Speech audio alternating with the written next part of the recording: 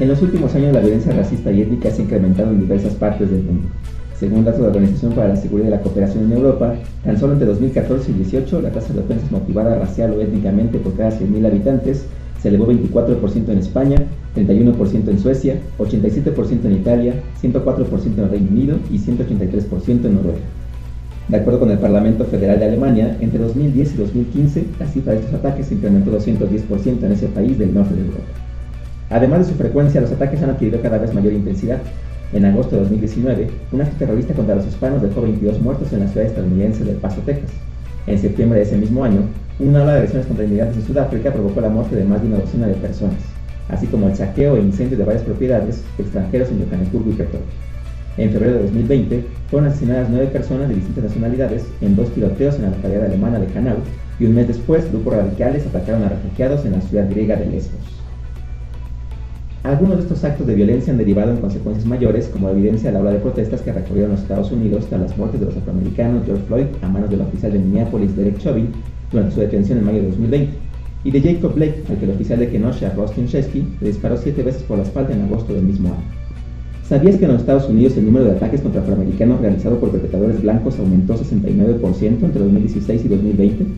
Mientras que las agresiones contra hispanos lo hicieron en 54% y contra los asiáticos en 249% durante el mismo periodo, revirtiendo además la tendencia a la baja que se observaba en estos delitos desde el año 2008 según datos de la Oficina Federal de Investigaciones, el FBI. Estas cifras y la brutalidad de los delitos han generado preocupación en las agencias de seguridad de los Estados Unidos. De acuerdo con el Departamento de Seguridad Nacional y la Oficina Federal de Investigaciones, entre los grupos extremistas nacionales, los motivados por cuestiones raciales o étnicas, específicamente los supremacistas blancos, aparecen como la amenaza más grave y persistente al país, pues desde el año 2018 han realizado más ataques letales que cualquier otro grupo violento. Ante estas preocupaciones cabe preguntarnos, ¿cuándo se cometen actos de violencia contra integrantes de comunidades étnicas minoritarias?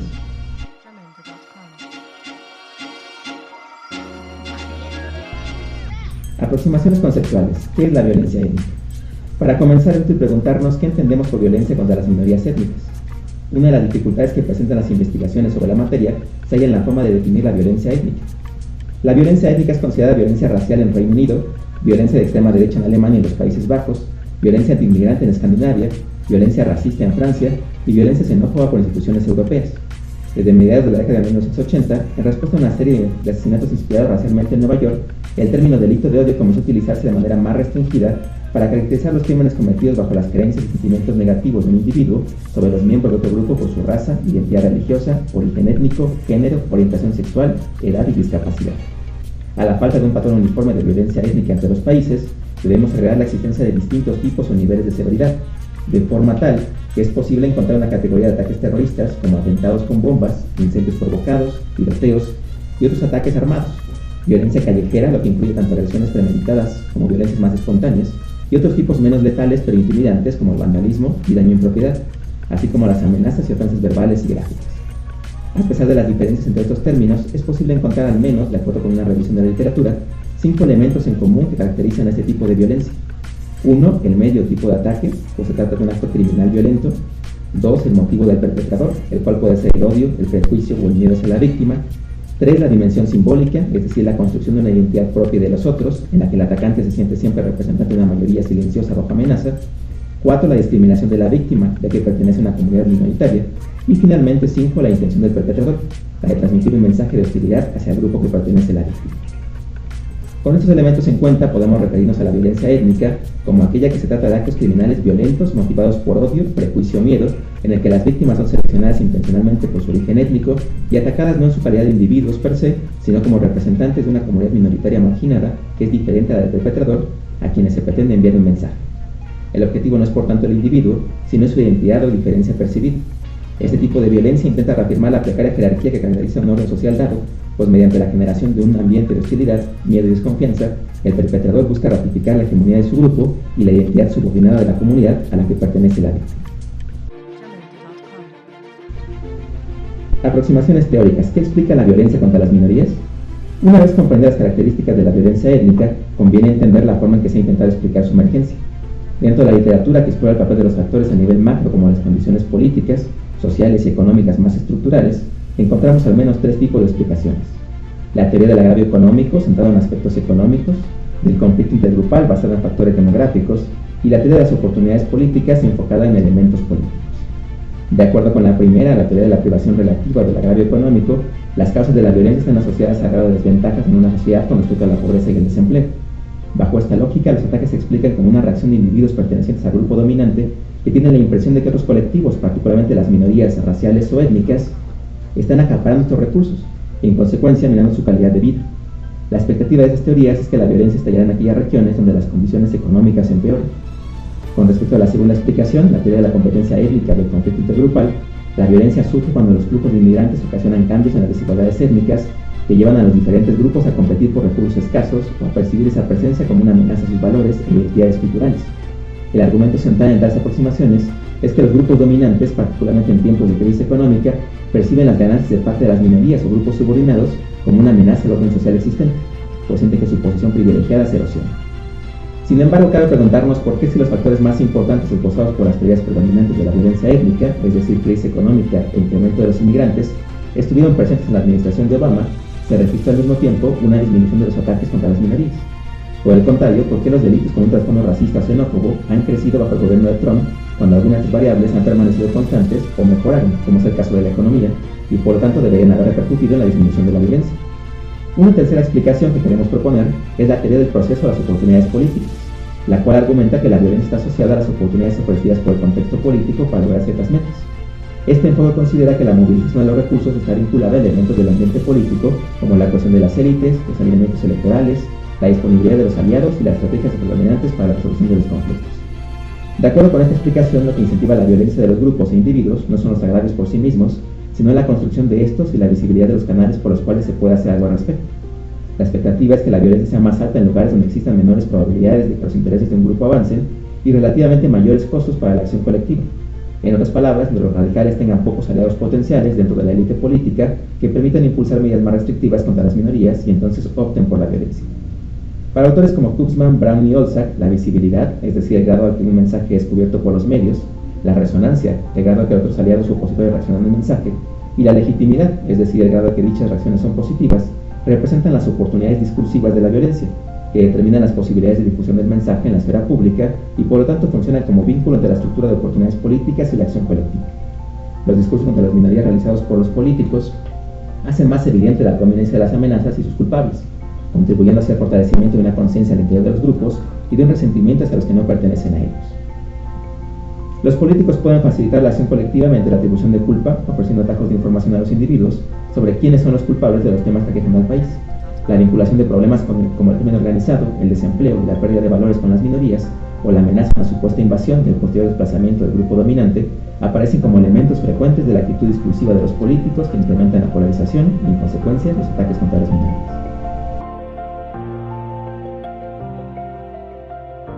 Para estudiar la relación entre el discurso de los políticos y la violencia contra las minorías étnicas en los Estados Unidos, en concreto los ataques contra la población hispana en aquel país, he realizado una investigación sobre el efecto de la actitud de Trump frente a temas que se vinculan con la comunidad hispana, como la inmigración, la relación con México y la seguridad fronteriza mediante el análisis de 31.254 tweets y retweets de la cuenta personal de Trump, @RealDonaldTrump, entre el 20 de enero de 2014 y el 31 de diciembre de 2019. Entre las razones para utilizar los mensajes de Twitter en lugar de la prensa, como hacen otras investigaciones, cabe subrayar que Internet se ha convertido en una herramienta de comunicación cada vez más recurrente para informar sobre política en los Estados Unidos. Tan solo entre 2007 y 2017 se estima que en promedio 75% de los estadounidenses tenían acceso a la red. En 2019, 73% de los adultos de aquel país usaban YouTube, 69% Facebook y 22% Twitter. Esta red de información nos permite además capturar de forma más directa los mensajes enviados por los políticos sin ningún filtro editorial, como ocurre con la prensa. De los 31.254 tweets y retweets recuperados, se seleccionaron aquellos mensajes tanto positivos como negativos que responden en términos claves, como frontera, caravanas, DACA, hispanos, ilegal, inmigración, inmigrantes, invasión, México, MS-13, Telecán, política, sociedad de santuario, indocumentado y muro.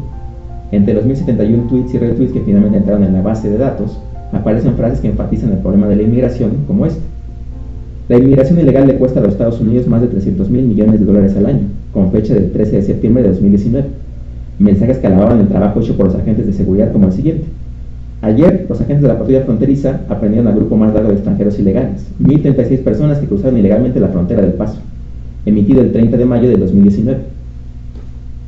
Algunos otros que consideraban la situación en la frontera como una emergencia.